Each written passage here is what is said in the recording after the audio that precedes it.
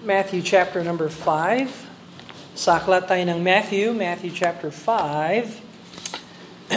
At natuklasan natin na ang chapter 5, chapter 6, at saka chapter 7 encompasses the longest discussion or teaching or discourse, ang tawag sa mga commentaries, and ang tawag nila dito is the Sermon on the Mount. So nagbigay siya ng mga lessons, teaching, preaching on the mountain sa book of Matthew. Sa report naman ni Luke, sa ibang setting, ibang okasyon, he will also be preaching the sermon, similar sermon, but not on the mountain.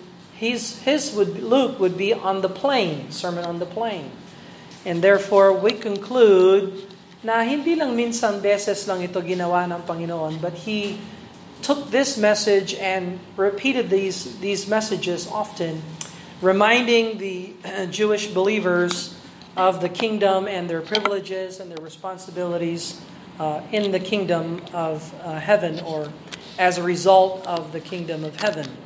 So, natatandaan natin, huwag natin kalimutan itong biblical timeline. So, we always want to keep these things in perspective kasi this will help give us an overview of the Bible and the history that the Lord desires and designed for our time. So, meron tayong Old Testament. Yeah, let's see, we'll put Old Testament here. Meron tayong New Testament. Darating yung tribulation. Darating yung millennial kingdom. So, when Jesus was alive, when He was born, that marks the beginning of the New Testament, the birth of Christ, the death of Christ, His burial and His resurrection. Tapos He offered the kingdom to Israel, and Israel rejected. So pagdating natin sa Matthew chapter 10, Matthew chapter 11, 12 and 13, doon natin makikita yung talagang re-reject siya ng Israel. At dahil na-reject siya ng Israel, yung kingdom ay hindi mapapasa kanila sa ngayon. His kingdom was postponed. Now, alam ba ng Panginoon na i-reject nila, i-reject siya ng Israel? Did the Lord Jesus knew that they were going to reject Him? Of course. Bilang the eternal Son of God, kasama na ng Diyos Ama, mula pa sa simula, the Holy Spirit, the Trinity, the Triune God, already knows everything. Pero they still offered that to the Jews kasi gagamitin ng Diyos yan sa hatol sa hinaharap. So, alam ba ng Diyos kung tatanggapin siya ng tao o hindi bilang Lord, bilang Savior? Does God know if a person will receive Him or not? Well, of course. He has foreknowledge. Alam niya na sa simula pa, alam na niya kung sinong tatanggap, sinong magre-reject sa kanya. He already knows. But why then does God still offer salvation to those who would reject Him? Well, because of the justice of God. So magiging hustisya yan. God will judge people in the future because He offered them salvation. If He didn't offer them salvation and they don't have an opportunity to repent and believe, katulad ng tinuturo ng mga Calvinists, you remember John Calvin, ewan ko kung alam ninyo ito or not, sana you don't have to know this, pero merong isang protestanteng dating pare na naging Protestant, John Calvin, na impluwensyahan siya ng Catholic theologian Augustine, at sa kanilang logic, sa kanilang pag-iisip, ang Diyos ang pumili kung sino ang saved at sino ang hindi saved. That will be, sabi nila, His sovereign will. So, that is false theology. That is violation ng scriptures. Dahil talaga sa will ng Panginoon, kung ang will ng Panginoon ang masunod, lahat ay dapat saved.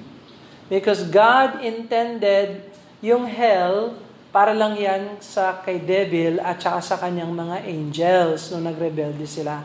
Hindi dinesign ng Diyos yung impyerno para sa tao.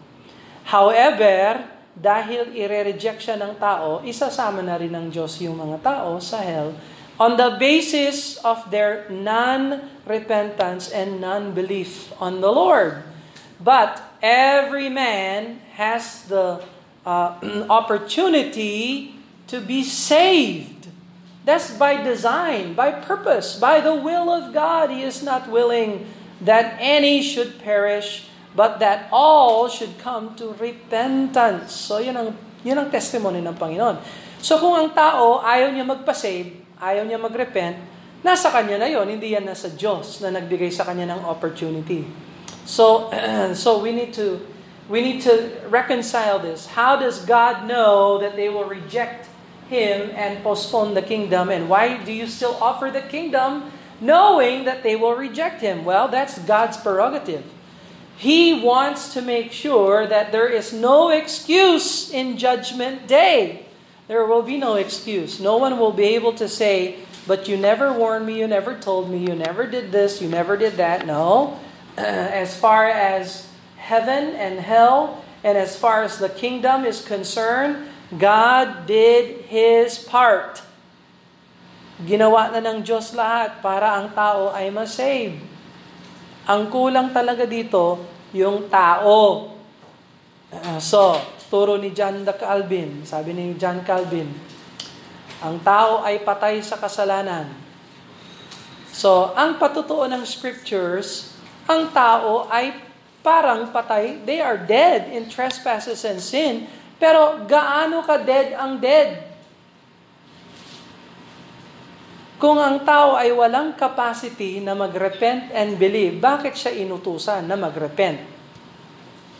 So, dahil inutusan siya na mag-repent and believe, ibig sabihin may kakayahan siya na mag-repent and believe.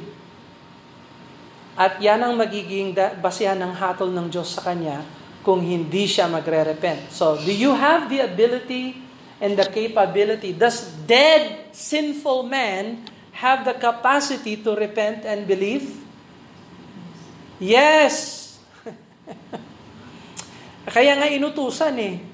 So if God commanded us to repent and believe, that means we have the capability to repent and believe even though we are dead in our sins. So, hindi tama na gamitin yung metaphor sa kabuuan. So, it's not right to take the Ephesians 2 metaphor and read into it everything. You have to look at the Word of God. Sabi ng Bible, rightly dividing the word of truth. So, what does that mean? That means you take a portion and you take the whole, and somehow you need to learn to fit the portion into the whole. Kasi kung bahagi lang ang kukunin mo, at talagang magiging twisted ang doctrines and theology. But the Bible teaches us, so halimbawa, overwhelming. Sabi ng Bible, repent and believe, repent and believe. Oh, sabi ng isang verse, you are dead in sin.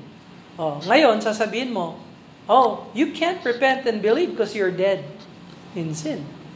Unless God revives you first or regenerates you first. And then, you can repent and believe. Kagulo nun. That's crazy. But as many as received Him, to them gave He power to become the sons of God. So, when do you become the son of God? Upon receiving Him. Not before. When do you repent and believe? After born again? After regeneration? Or before? Oh, before. So, yung order salutis na sinasabi nila, the order of salvation, galing yan kasi sa logic ng protestante. At tandaan ninyo ito, lahat ng protestante ay galing sa Roman Catholic Church. Kaya medyo baluktot pa rin yung theology nila. So, Calvin was influenced by Augustine. And Augustine was definitely influenced by the devil. So, better wag tayong Calvinist, wag tayong Augustinian. Better we are Christian. At kunin natin yung doctrines natin sa salita ng Diyos. So, if you look at the Bible, ito ang buong calendar. Okay? So, we are here, post-New Testament tayo. Malapit na ito. Pero, sa revelation na binigay ng Diyos kay Paul, in-explain niya yung mystery of the changed bodies. The mystery of the changed bodies, we shall not all sleep. Hindi lahat tayo mamamatay. But we shall all be changed. So, in a moment, in a twinkling of an eye. So, kailan mangyayari yon?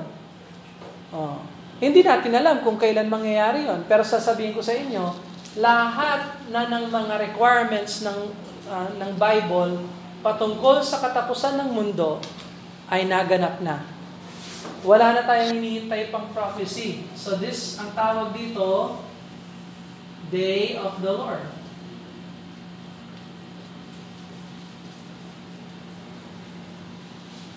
So dalawang bahagi pala ang Day of the Lord. Ang tawag dito, rapture of the pwedeng saints, lahat ng mga ligtas, or believers. Lahat ng mga sumasampalataya sa Panginoon, nagsisi at sumampalataya. So, rapture of the believers, lahat ng mga saved, darating si Jesus Christ sa mga ulap, para siyang magnet, lahat ng na kay Kristo at si Kristo ay nasa Kanya, hahakutin niya. So, sinong maiiwan sa mundong ito? Yung mga unsaved na mga Jews at saka unsaved Gentiles. Gaano katagal itong 7 tribulation period? 7 years. Gaano katagal ang millennial kingdom? Kaya nga tinawag millennial, 1,000 years. Okay? So, ang kabuuan nitong dalawa, ang tawag doon sa Old Testament, Day of the Lord. So, papasok yung mga unsaved Jews, unsaved Gentiles. Sa kalagitnaan ng 7 years, 3.5 years dito, 3.5 years dito, dito matutuklasan ng ilan, siguro mga ilang percent lang ng Israel, matutuklasan nila, ay nagkamali tayo. Nagbigay tayo ng kontrata sa Antikristo, hindi kay Kristo, sa Antikristo. At ngayon, nagsisisi na kami at tatawag na kami sa pangalan ng Panginoon, the name of Jehovah. At sila ang sasaklolohin ni Jesus Christ sa kanyang muling pagbabalik dito. So, Revelation chapter 19, Jesus Christ returns here. At yung papasok sa millennial kingdom, saved Jews and saved Gentiles. Okay? Sino yung Jews? Yung mga Hudyo. Sino yung Gentiles? Yung mga hindi Hudyo. Amerikano, Pilipino, Russian, Chinese. Basta sila ay born again saved, papasok sila dito. Naiwanan sila. Kasi nagmatigas ang ulo, hindi nagrepent, hindi nag-believe. Kaya naiwan. So, sa inyo na maiiwan sa tribulation period, sa sobrang tindi ng mga judgments, by the way, merong 28 judgments dito. There are 28 judgments. At yung mga judgments na yan ay palala ng palala ng palala. These 28 judgments get worse and worse and worse. And maraming mamamatay dito. There's a lot of death and mass destruction, mass confusion. Sa sobrang confusion nito, walang wifi, walang bagong technology. There will be no internet signal. Dahil sa earthquake, dahil sa shifting ng continental plates, paglubog ng mga islands, yung lahat, sabi ng Bible, ng mga isla, lulubog. Paano naman ng Philippine Islands?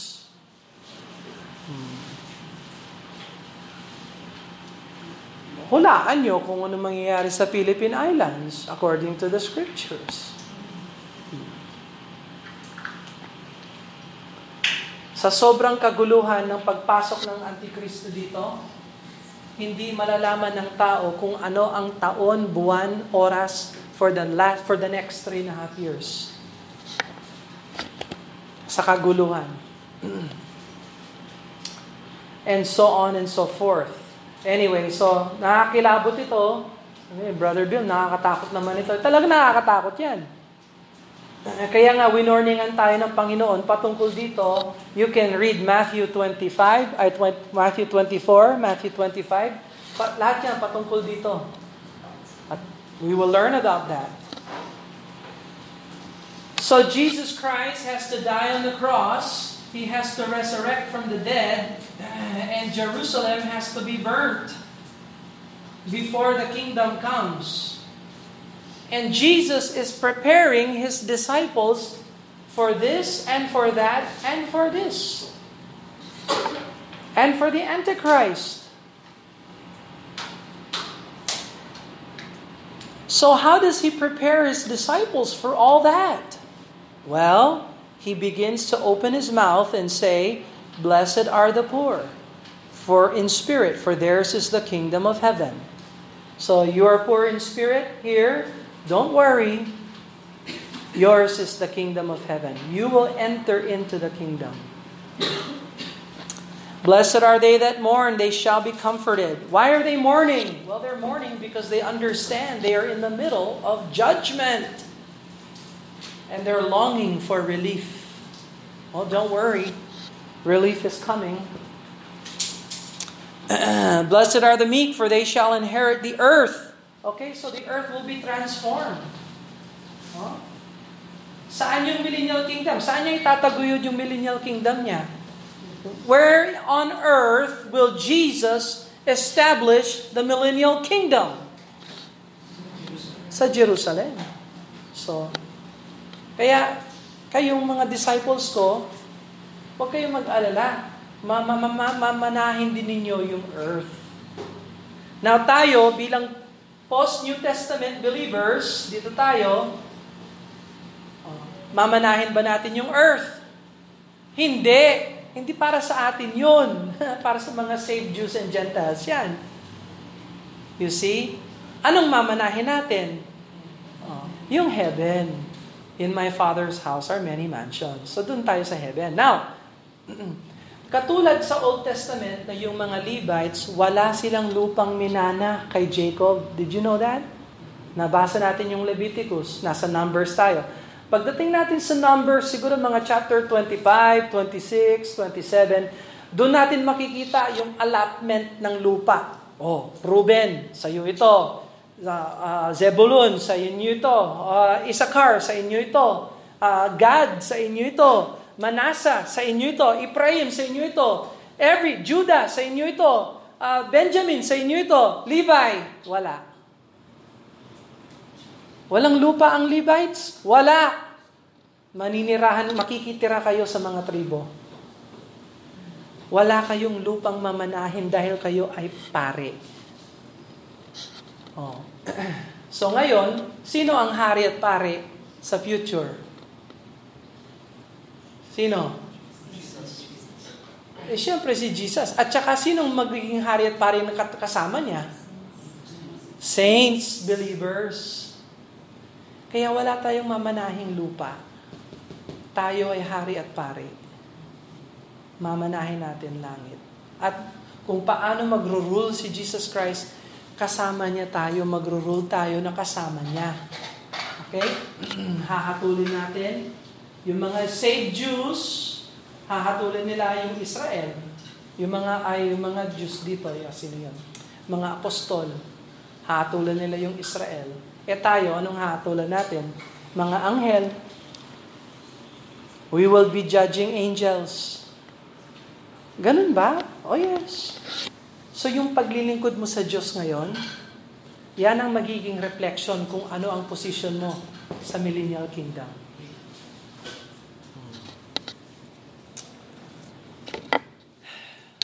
So, your good works is not the basis of salvation, but it is the measure of your rewards.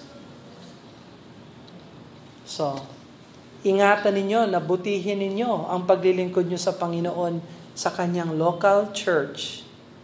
Kasi itong paglilingkod natin ngayon ay merong consequence, eternal consequence sa millennial kingdom. So, imagine, yung mga pastor na tinalikuran nila ang ministry para lang magkaroon ng 6 years term to become mayor. Ilang terms ang senator? 12 years na maging senador. Ipagpapalit mo yung 1,000 years, pagpapalit mo sa 12 years dito sa earth. Ridiculous. Verse number 6, Blessed are they which do hunger and thirst after righteousness, for they shall be filled. Why would they hunger and thirst for righteousness? Because they're here. They realized they were lost, they got saved, and now they're under the great tribulation period. Blessed are the merciful, for they shall obtain mercy. Blessed are the pure in heart, for they shall see God. Blessed are the peacemakers, for they shall be called the children of God. Blessed are they which are persecuted for righteousness' sake. Will they be persecuted for righteousness' sake? Absolutely! Alam mo mangyayari dito sa mga masasave sa gitna ng tribulation? Marami sa kanila pupugutan ang ulo nila. Ayaw mong tanggapin yung mark ng beast?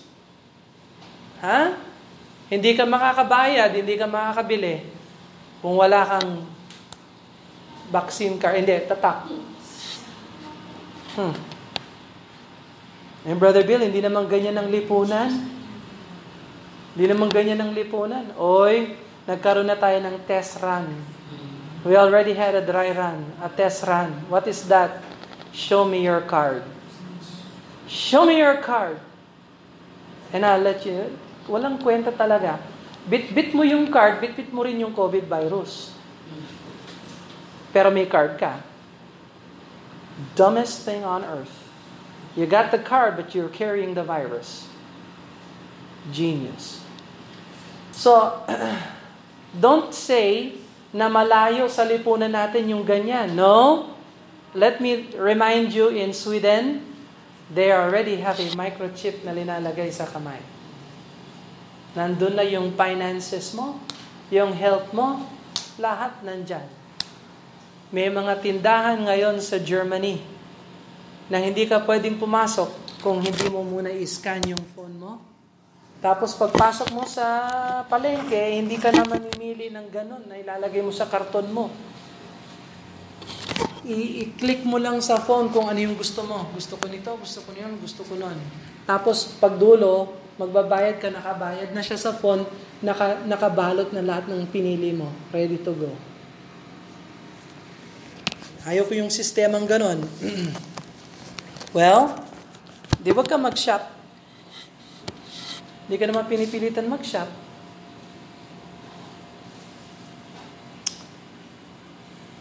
So, interesting na yung Word of God, biro mo, sinulat ito ilang libong taon. Ngayon lang natin nakikita yung reveal, yung pala yung nakita nila. You preached on Enoch this morning. Enoch saw more than what we see today. He saw into this here. Nakita ni Enoch yung Revelation 19 that Jesus returns, pansinin nyo, with thousands of His saints. So pagbalik pala ni Jesus Christ, meron siyang company ng mga saints. Sino yung mga company ng mga saints na sasama sa Kanya? Sino yon? Tayo! Kung save ka. Kung hindi ka saved, bahala ka dito. Bahala ka dyan. Iiyak ka talaga. Sana nakinig ako dun sa pangit na pastor na yun.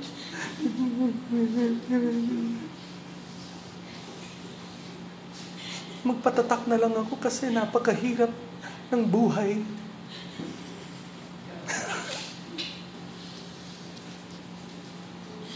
Sige.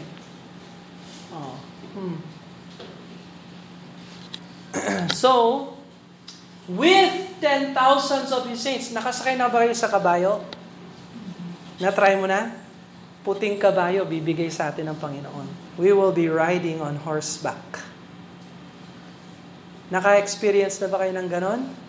Ako, naka-experience ako ng ganon. Minsang beses. Alam pa ng kabayo na hindi ako marunong sumakay. Kaya lahat ng mga kaibigan ko na bumaba sila, ang galing. Ako, yung kabayo ko nag-stall, tapos kumain lang ng damo. Sabi ko, Cook! Kasi ang pangalan niya, Coker. Sabi ko, Coker! Sige na, yeah. Ayaw talaga ni Coker, kumakain lang siya. Nakita ako ng farmer, yung may-ari ng kabayo na yun. Sabi niya, ang layo nila, nandun sila sa ilalim ng hill. Ako nasa taas kasi hindi nga kumilos si Coker. Umakyat yung may-ari. Tiningnan niya ako, sabi niya, alam ni Coker, hindi ka marunong sumakay ng kabayo. Sabi ko, I know. Sabi ko, anong gagawin natin ngayon? Kinuha niya yung latigo. Ginanyan niya si Coker. Si Coker naman, nasa likod ako ni Coker. Tapos yun,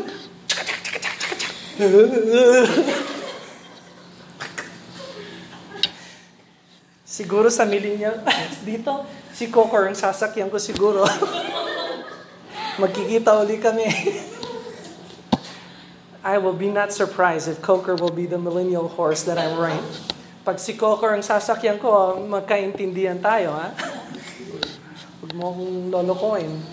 Anyway, so He will return with 10,000 of His saints. And so Jesus is preparing His disciples for this.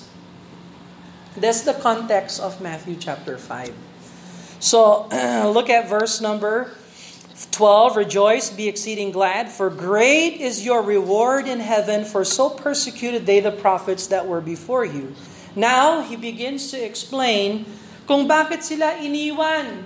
Why are they here on earth? And what is their role? What is God's expectation of His disciples who are here on earth? Well, it says here, ye are the salt of the earth, but if the salt have lost his savor, wherewith shall it be salted? It is henceforth good for nothing, but to be cast out and trodden under the foot of men. So, and neither ye are a light of the world, so salt and light, and a city and that is set on a hill cannot be hid. Neither do men light a candle and put it under a bushel, but on the candlestick, that it giveth light unto all that are in the house. Let your light so shine before men that they may see your good works and glorify your Father which is in heaven. So sa mga disciples niya, ihinalin tulad sila sa apat na bagay. First, they are like salt. Second, they are like light. They are like a city that is set on a hill, and they are like a candlestick. So these things are the metaphors. So the Lord urges His disciples to be good examples, and the disciples are to permeate society as His witnesses. So sila na natira dito na magre-repent, na sasampal tayo sa Panginoon, na masisave, sila ay magiging witnesses ng Panginoon. Now, as a Christian, since we're not going to go through this, how do we apply what Jesus said to us today? Meron bang lesson para sa atin o para lang ito sa mga Hudyo? No. Anong makukuha natin dito? Tayo pala ng mga Kristiyano ay hinalintulad sa mga apat na bagay. We are the salt, we are light, we are a city that is set on a hill, and we are a candlestick. So, etong apat na ito, pwede palang ma-apply sa atin. Unahin natin yung salt. Let's look at salt. Salt was used as a preservative, no? So nung kapanahunan wala pang refrigerator, paano nila mananatiling fresh ang isda o ang karne? Ilinalagay nila yan sa ilalim o sa loob ng mga salt.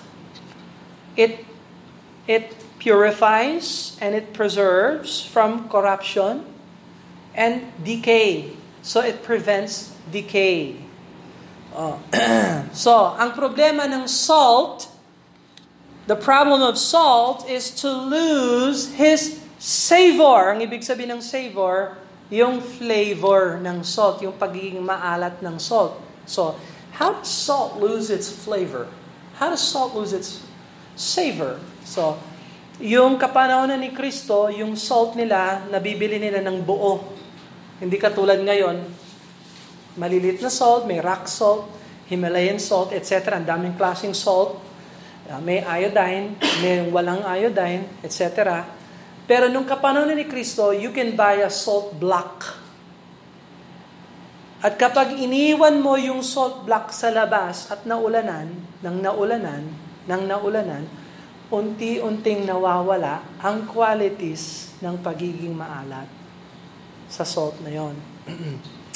And so, here you are a Christian, born again believer, you know the Lord is your Savior, pero nandun ka lang sa labas, sa mundo, exposed sa elements ng mundo, at pinapayagan mo yung worldliness na mag-affect sa'yo, pretty soon, hindi ka na maalat. Katulad ka na rin ng mundo. Kung ikaw ay Kristiyano at hindi namamalayan ng mga kaibigan mo, ng mga kamag-anak mo, na ikaw ay Kristiyano, kung hindi nila nakikita na ikaw ay Kristiyano, nawala ang iyong effectiveness para sa Panginoon. Parang naglagay tayo ng asin sa kanin pero walang lasa yung asin. Kung walang lasa ang asin, ano pa ang silbi ng asin? Nothing. Pero si Matthew, matipid si Matthew. Si Jesus, matipid yan. Sabi niya, trodden under the foot of men. Pwedeng tapakan para hindi madulas yung tao. Kasi sa kapanahonan nila, nag-inyebe, nag-yelo. Pwedeng gamitin yung salt. Pang-traction. Pero kaya lang, tatapakan ng tao. So, ang Kristiyano na walang distinctives ay walang gamit sa karyaan ng Diyos at hindi rinerespeto ng tao. You understand that? A Christian who doesn't have salt in his life is worthless in the service of God, and people do not respect that person. So, young people, yung mga classmates nyo, alam ba nila na Kristiyano ka? Manggagawa sa work, job, alam ba ng mga kapwa mo manggagawa na ikaw ay Kristiyano? Kung mystery sa kanila na ikaw ay Kristiyano, hindi naman masyado nakikita. Hindi mo naman pinag-uusapan ng Panginoon. Hindi mo pinag-uusapan ng Ebanghelyo. By the way, do you believe the gospel is the message that could save? Well, if you believe it is the message that could save, how come you don't share it?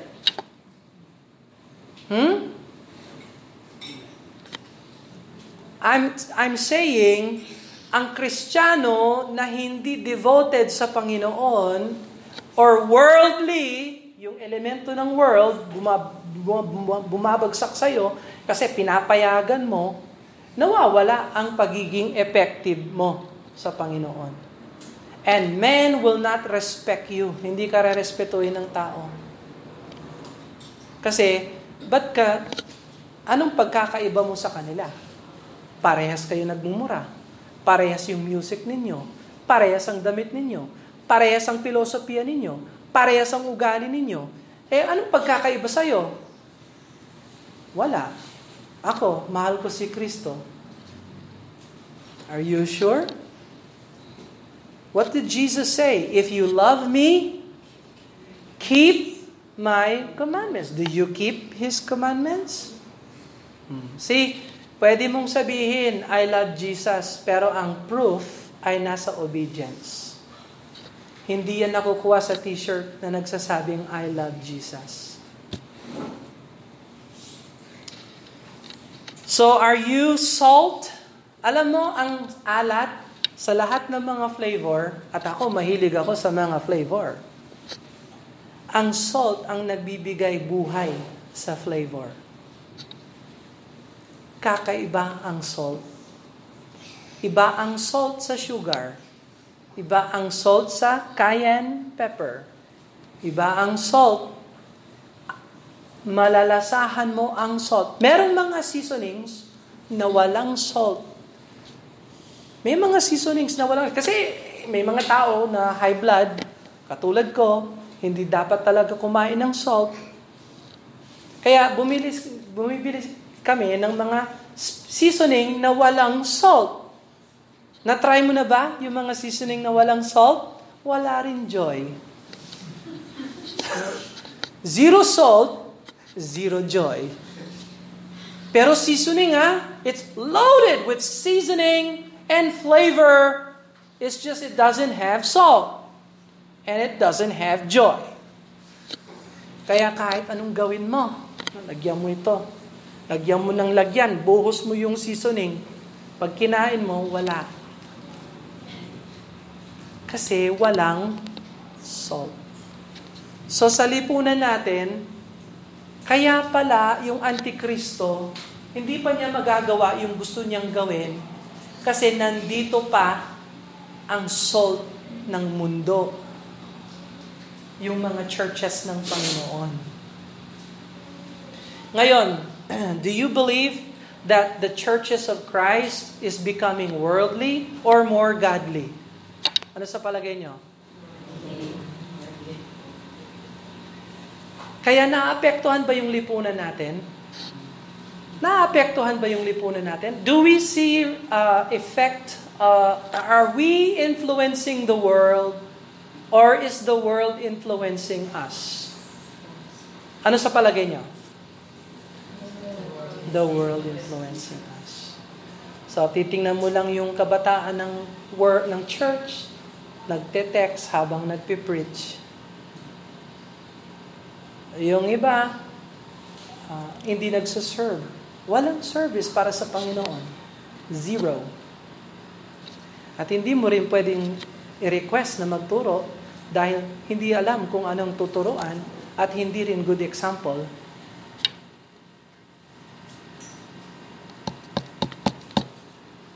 Have we lost our savor? Anong gusto nyo? You want to be salty or do you want to be worldly? Okay. Testing lang Just asking. So, are we distinct and apparent in our influence? Do we stem the tide of moral corruption? Testingan mo yung salt mo. Ganito yon, testing ng salt. Punta ka sa isang lugar na puno ng kasamaan, pag nakita ka, tinatago ba nila yung... Nakakatuwa, kaya nagbibisita ako. Yung ibang umiinom, yung iba naninigarilyo. Pag nakita ko, ay, pastor! Alam ko, una sa lahat, talagang hindi ito nag-church. Kasi tinatawag pa rin akong pastor. Hindi naman ako pastor sa'yo. Lalong hindi ako pastor, I'm a missionary. At higit pa sa lahat, ba't tinatago mo yung kasalanan mo sa akin? Who am I? Nobody. So yung konsensya ng tao. Ngayon, kung hindi tinatago ng tao ang kanilang kasalanan kapag nandyan ka, baka hindi ka na maalat. Hindi ka na maalat. Wala ka ng influence, wala ka ng effect. Kasi, sumasama ka rin sa kalokohan. You see? Where is your distinction? If you are worldly, you are like them. You are no effect. You have zero influence. Are you salt? What about light? So verse 14. Tignan mo, ye are the light of the world. So, ano ang purpose ng light? Anong purpose ng light? Ano yung silbi ng light? Liwanag. In English, illumination. Light reveals, light points, light informs, light illuminates. Gaano ka-different ang light sa darkness? On a scale of 1 to 10. 10 being very, very different. 1 being just about the same. From 1 to 10, gaano ka-opposite yung light sa darkness? 10. Yung testimony mo bilang Kristiyano. Gaano ka-different yung buhay mo sa hindi saved? 1 to 10. Huwag mong sagutin. I'm just trying to get you to think. Brother Bill, hindi naman ako kasing ganun. Sa gitna lang, chill lang ako, chill. Siguro 5. Nakakita ka na ba ng ilaw na 5% ang liwanag lang? Sa isip ko, lahat ng liwanag, maliwanag.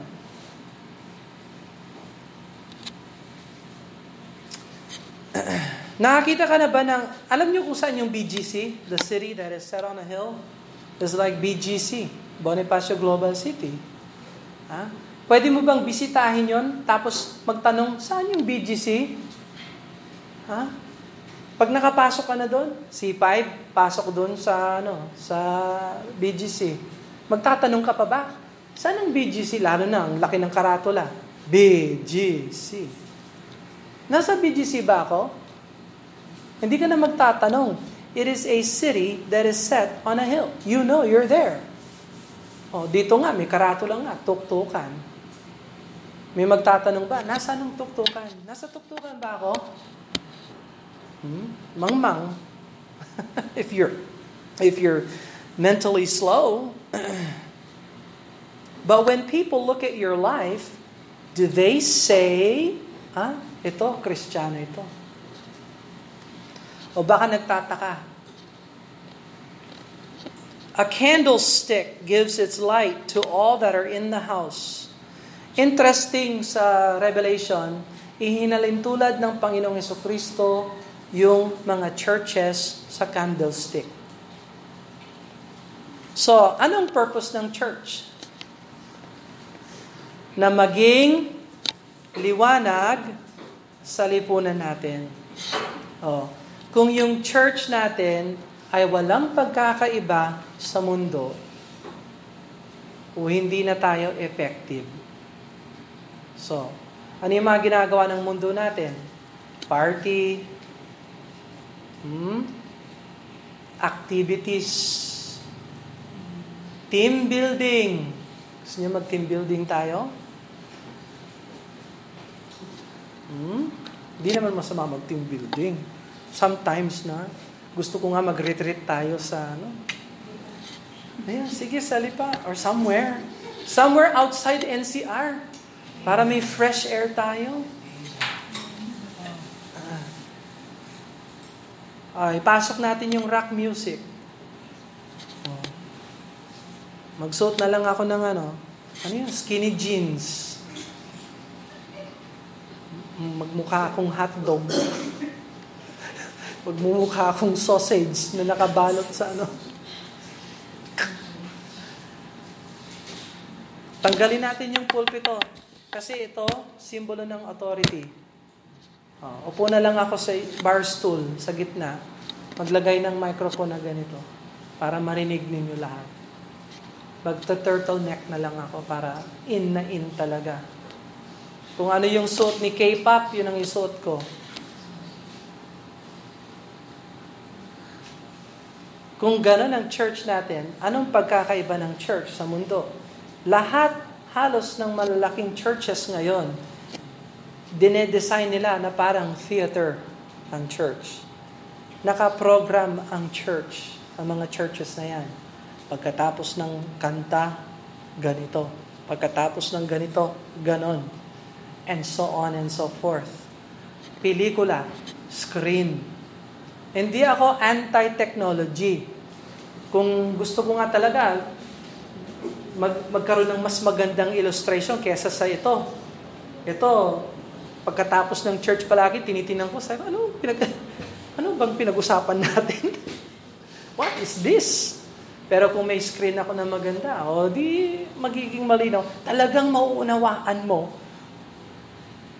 Pag na-rapture kami, maiiwan ka. Talagang maunawaan mo yun. Baka ma-save ka kung meron tong magandang screen. No.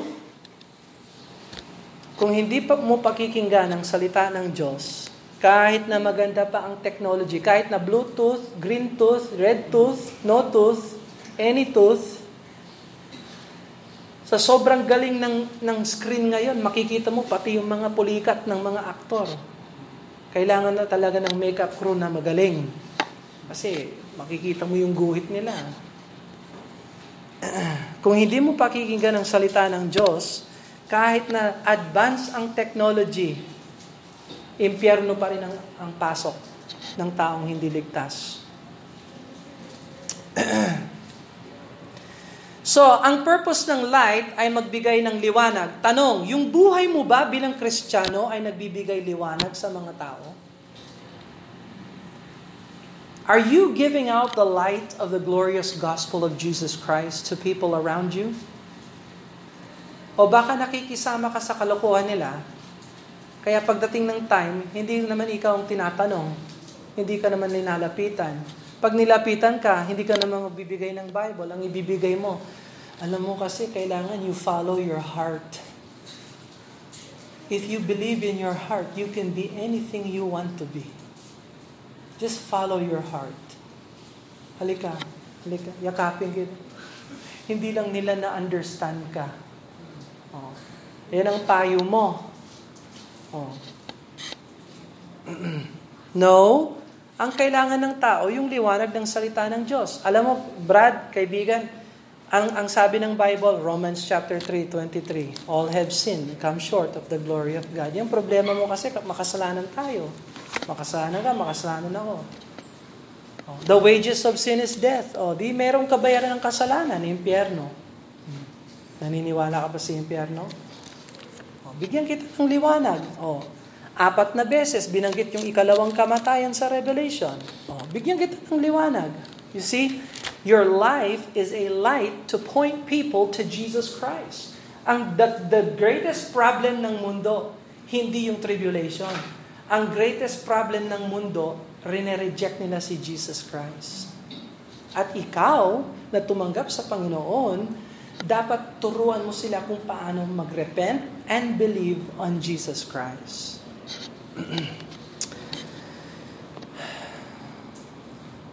So as Jesus' disciples are involved in society, they have to be a strong witness for the Lord Jesus Christ. God desires to see fruit in this world. So ang nais ng Diyos, makahakot siya ng mga fruit. So kung nandito tayo, we must win people to the Lord. We must speak to them about Jesus Christ para merong hakot ang Panginoon. Meron siyang harvest. Kung maiwan ka, nandito ka, gawin mo yung the best mo para maghakot ng mga kaluluwa para masama siya dito. At kung nandito ka naman sa future, itong mga saved Jews, saved Gentiles, magkakaroon sila ng mga anak. Yung mga anak nila, saved ba? No. Hanggat hindi rin sila mag-repent and believe. So in every generation, Old Testament, New Testament, hinahanap ng Diyos yung mga remnant niya, yung mga sasama sa Kanya. The Christian witness calls this world to repentance and faith in the Lord Jesus Christ. Therefore, we must maintain biblical distinctions coupled with love and good works in order to call people to repent and believe. So, hindi ka lang basta-basta pwede magsabi sa tao, repent and believe. Kung hindi mo sila mahal, hindi ka naman pakikinggan. So, kailangan may pagmamahal, may pagmamalasakit. Okay? Good works are seen. Nakikita pala yung good works. At hindi natin ginagawa yung good works para magpakitang tao, but we do good works para ma-manifest na talagang buhay ang Diyos. How do people know that God is alive, that God is real? When they see your good works. Then they know God is real. Talaga palang may Diyos.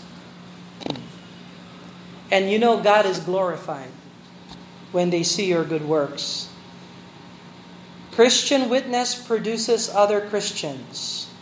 And Christian witness is distinct from the world's message. So ang mensahe ng mundo, rebellion, do what you wanna do. Ang mensahe ng Panginoon, repent. Deny yourself. Follow Him. Ayan ang message ng Bible. So, kailangan salt tayo and light. Dito salt and light tayo Pero yan ay application lamang. Yung interpretation, context nito, dito. Malinaw? Now, tayo ba, rene-replace ba natin ang Israel? No. God still has a plan for Israel. Although na-reject siya, may plano pa rin siyang isaoli sila sa kingdom. Let's bow and pray and ask the Lord to help them. Father, we thank you for the message of salt and light and city and candlestick. And we know that that pertains to the Jews, but we know that the Holy Spirit of God intends to take the truths for us today in the church to challenge us to live in light of a coming kingdom. We know that we are to become salt and light in the community which wherein we are placed. And I pray, Father, that we will certainly become salty by being exposed to the Word of God, that our light would be trimmed to put out greater light and brighter light by surrendering to you. I pray you challenge us now that we would apply these things to our lives. In Jesus' name, amen.